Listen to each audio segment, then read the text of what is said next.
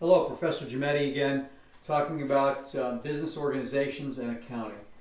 This is Chapter 13 and Lesson 14.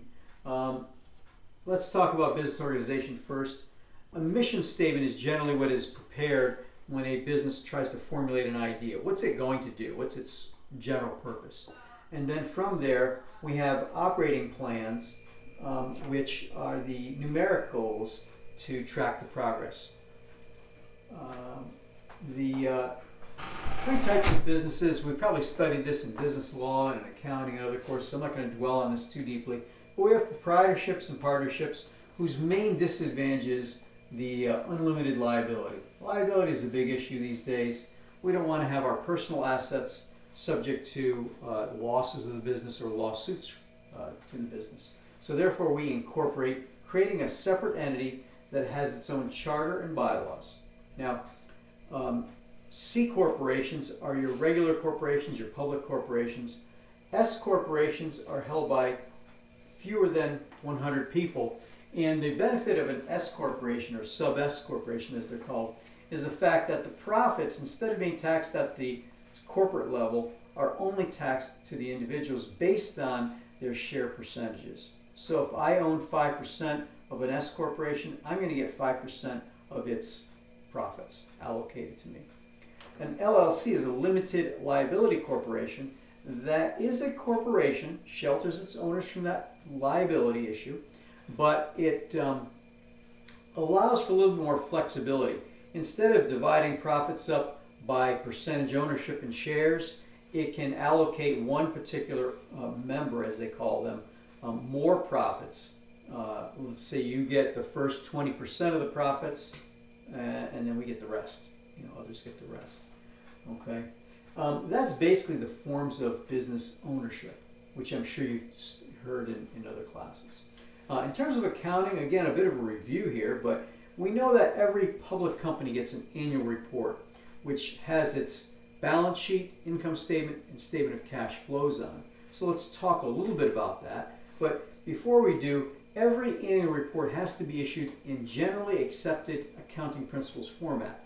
Those are the principles applicable to United States corporations. Okay? And we have the cash versus accrual method. All of these GAAP financial statements are listed on the accrual method, which states that revenues must be recognized when they are earned and expenses when they are incurred. Not necessarily in accordance with the cash method, which states that revenue is recognized when cash is received and expenses when cash is paid. Okay? The income statement, as we've stated here, sales minus cost of goods sold is your gross profit. Minus your operating expenses gives you your EBIT, earnings before interest and taxes. Earnings before interest and taxes. You then subtract out your interest and you get your EBT, earnings before taxes. Subtract that out and that is your net income. Okay. The balance sheet, our old accounting equation, A equals L plus OE. Your assets consist of current assets. We like to talk a lot about our working capital, which is the amount of current assets it takes to sustain your business. Okay. We have fixed assets. We have intangible assets. On our fixed assets, we have depreciation, which is a very important element when we go to talk about our statement of cash flows. Because depreciation is one thing that we get to write off against net income, but doesn't require any cash outlay. Very important. Okay. In terms of liabilities, we only have two, current and long-term. Less than or equal to 1 year and greater than 1 year. Okay. On our statement of cash flows, we break it down into three basic parts. The statement of cash flows basically answers one question. What happened to cash during this period of time? Okay, the same period of time that deals with an income statement, usually 1 year, we look at what happened to cash. And we break it down into three categories. The first one being operating activities.